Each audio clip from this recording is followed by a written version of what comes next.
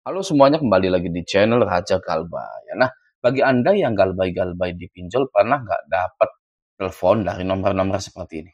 Ya, nomor-nomor nggak jelas, biasanya sekali dua kali, kalau diangkat nggak ada suaranya, gitu kan ya. Nah, saya sangat yakin sekali bagi Anda yang galbay atau pinjolnya masih lancar, pernah ditelepon oleh nomor-nomor seperti ini. Ya, nomor-nomor yang nih, gini gitu kan ya. Pasti pernah gitu. Nah, guys, ya ini harus saya bilang dulu kepada kalian bahwa data kalian itu sudah dijual.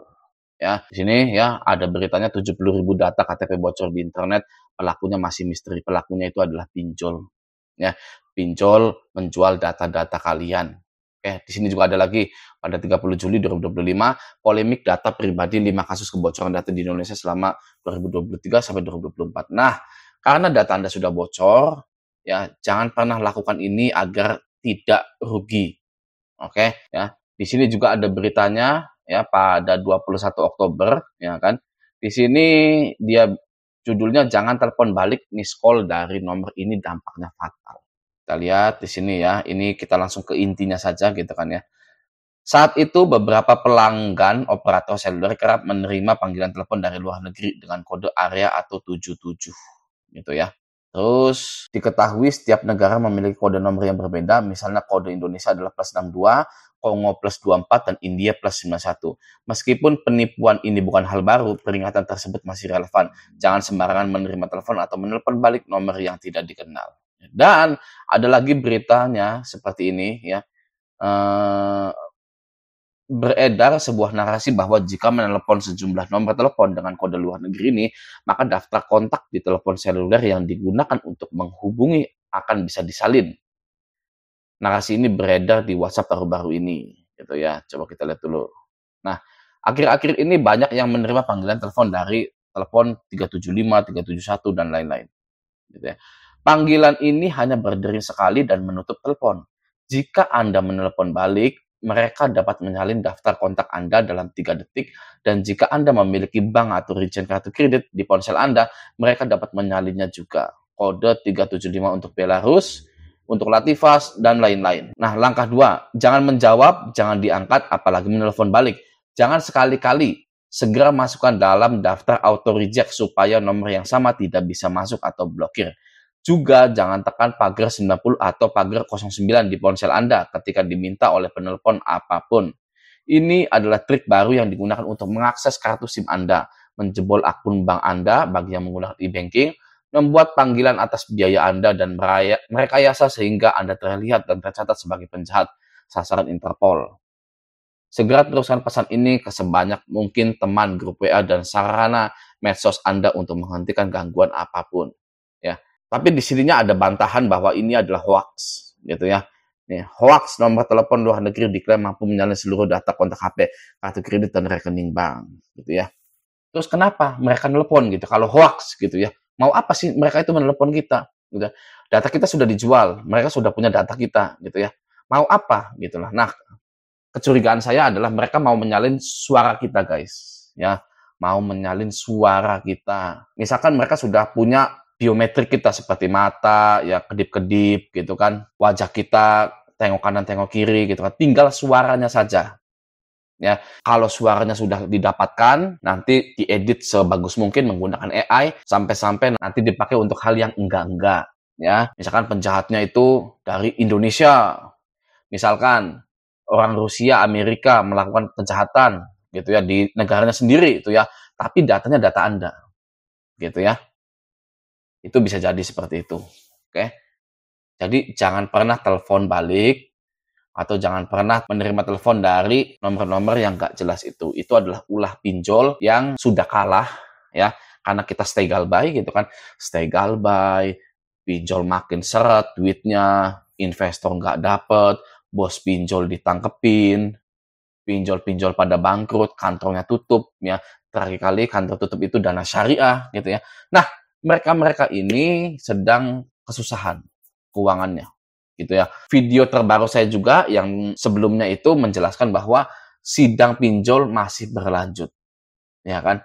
Mereka pinjol ini sedang ketar-ketir, guys. Ya, maka dari itu mereka butuh duit dan menjual data-data Galbay. Jadi hati-hati, ya kan, entah hoax atau tidak. Saya memang selalu percaya bahwa orang menelpon itu pasti ada tujuannya. Nah, guys, di tahun 2025 ini ya yang muak dengan pinjol itu tidak hanya masyarakat saja, ya, tapi sudah merembet ke pejabat-pejabat kita. Ya, para pejabat-pejabat kita ini sudah muak dengan yang namanya pinjol karena menghambat pertumbuhan ekonomi di Indonesia.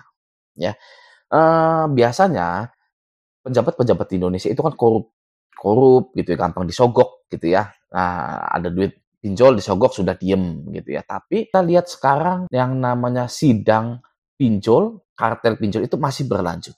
Harusnya pinjol-pinjol ini nyogok badan kepemerintahan tersebut untuk menyetop sidangnya. Tapi ini tidak. Itu yang pertama. Yang kedua adalah tentang pertumbuhan ekonomi, di mana pinjol ini menghambat kredit-kredit lainnya, gitu ya. Yang harusnya masyarakat ini kredit, tapi punya rumah, punya mobil, punya motor, dipinjol, sudah kreditnya macet, nggak jadi apa-apa lagi. Gitu ya. Jadi menghambat, guys, pertumbuhan ekonomi, gitu ya. Nah, para pejabat-pejabat ini marah, guys. Ya, marah nih. Ya, kita lihat dulu di video kali ini. Menurut saya pribadi ya, saya lebih bagus pinjol itu dilarang di Indonesia. Itu kalau menurut saya. Kalau Ibu Gubernur setuju, tanda tangan kirim surat ke Presiden supaya pinjol dilarang. Coba Bu ya, saya baru kedatangan Menteri Keuangan 2 hari lalu di kantor saya. Dia tanya apa yang bisa saya bantu. Saya bilang, Pak, saya usulkan banyak rakyat kita itu yang kena pinjol. Saya usulkan 2 hal. Nomor 1, kalau boleh dipertimbangkan diputihkan untuk rakyat yang mau membeli rumah MBR.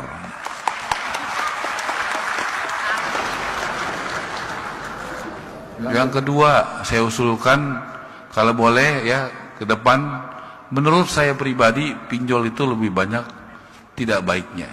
Jadi menurut saya pribadi ya, saya lebih bagus pinjol itu dilarang di Indonesia. Itu kalau menurut saya. Nah, saya jadi berpikir bahwa yang namanya setorannya pinjol itu hanya dinikmati oleh OJK seorang, gitu ya, tidak dibagi kemana-mana. Pinjol menghambat KPR. Sekalipun Bapak Menteri itu disogok oleh pinjol, nggak mungkin mau. Ya kan? Karena ada bisnis yang lebih besar, yang bisa menumbuhkan ekonomi di Indonesia.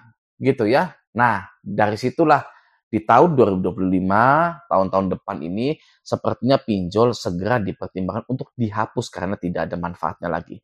Ya, dihapus dan diputihkan. Wah, ya kan? Saya selalu membayangkan hal tersebut, guys. Dan saya pun sudah mengira hal tersebut.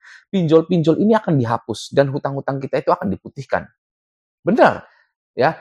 Utang-utang warga masyarakat Indonesia akan diputihkan seolah-olah warga Indonesia tidak pernah punya hutang dipinjol. Mau Anda galbainya 200 juta, 500 juta, ya berapapun itu dipinjol akan diputihkan, guys. Ya, buktinya sekarang Pak Purbaya sudah memutihkan utang di bawah 1 juta. Ya kan? Nah, itu baru permulaan, guys, ya. Baru permulaan.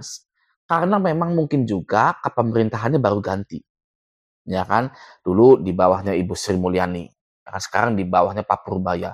Pak Purbaya baru berapa bulan sih ngejabat? Pak Purbaya baru berapa minggu?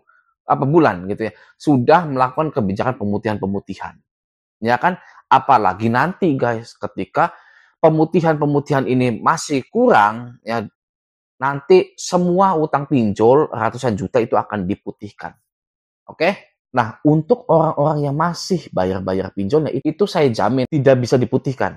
Ya, kecuali utang galbay. Oke? Nah, jadi sangat beruntung sekali bagi Anda yang galbay-galbay, ya kan? Karena memutus juga lingkaran setan, yang pertama itu.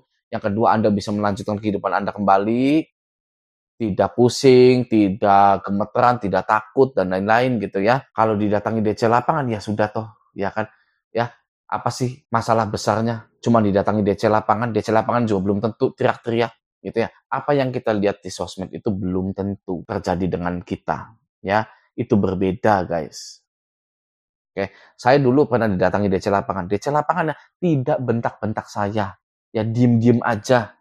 Oke? Ada juga yang dibentak-bentak, begini, gitu kan ya. Nah, itu biasanya yang dibentak-bentak, yang marah-marah. Itu yang pertama, menjanjikan pembayaran. Yang kedua, mempermainkan DC, menantang DC, gitu ya. Kalau Anda tidak kuat, tidak berani gitu ya, abaikan. Anda mau galbay aman, ya abaikan semuanya. Chattingan DC, telepon DC lapangan nggak usah ditemui gitu. Tapi kalau Anda mau main-main, ya itu silakan, nggak apa-apa, boleh. Ya, menguji mental Anda boleh, nggak apa-apa. Ya, bukan saya menantang Anda ini ya, tapi memang nggak apa-apa guys. Saya juga pernah menantang DC itu ya untuk sebar data, untuk dan lain-lain gitu ya. Mungkin saja bisa saja saya itu dikirim damkar gitu ya. Tapi tidak ada. Ya, saya pun sudah siap kalau dikirim damkar. Nah, Anda siap tidak? Seperti itu. Kalau sudah siap ya silakan saja gitu ya. Tapi kalau tidak siap, pengen cari aman, galbay, beres gitu ya, sudah abaikan semua. Oke? Nah, semoga video ini bermanfaat. Sampai jumpa di video selanjutnya.